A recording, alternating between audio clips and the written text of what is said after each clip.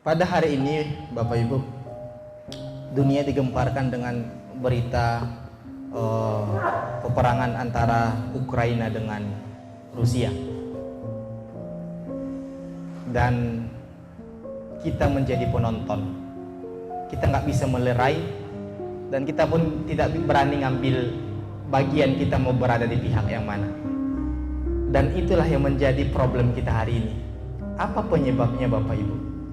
Yang menjadi penyebabnya adalah kita nggak berhasil membaca sejarah kita sendiri.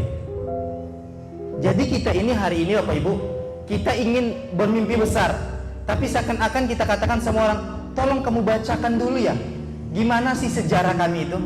Jadi kita ngambil sejarah Islam ini, kita ngambil sejarah hidup kita, sejarah leluhur kita itu bukan dari kita sendiri, tapi dari mana? Dari peradaban lain. Diterjemahkan mereka, sehingga kita katakan, tolong bacain dong gimana Islam itu ketika jaya. Bukan kayak orang yang membacakan itu dia udah banyak unsur-unsur yang tidak bagus di sana. Itulah yang kita ambil sehingga kita, oh gitu ya, dan kita terpengaruh jadinya semuanya.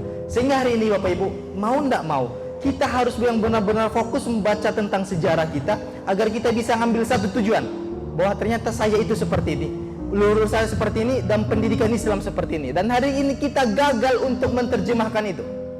Sebelum Islam menjadi peradaban dunia, atau memegang peradaban dunia di zaman Rasulullah, Islam itu kan di tengah dua peradaban besar. Jadi Islam itu menerjemahkan nih, kenapa bisa peradaban besar ini menjadi peradaban sih, Romawi dan Persia.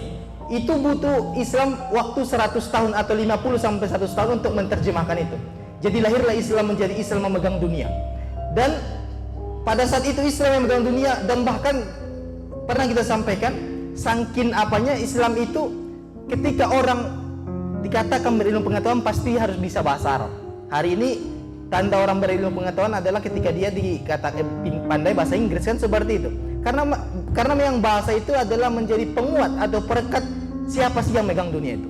Sehingga pada saat itu mereka itu lomba-lomba, orang Spanyol, orang Jerman, dulu belum ada Spanyol, Andalus gitu ya, Perancis itu kemana kuliah? Ke Al-Azhar, ke Kairo, ke Baghdad pada saat itu. Dan mereka pikir ini kita nggak boleh seperti ini. Jadi mereka pergi belajar tuh ke Arab itu. Mereka bawa tuh buku-bukunya tuh. Mereka bawa buku-bukunya itu.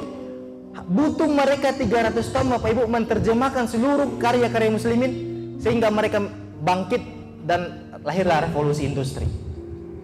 Jadi memang mereka itu melahirkan revolusi industri dan keluar dari masa kegelapan mereka, Dark Age itu atau Renaissance itu gara-gara menerjemahkan 300 tahun mereka menerjemahkan gimana sih konsep Islam itu, dan akhirnya jadi.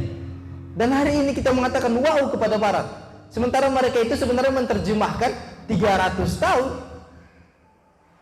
karya-karya ulama kita.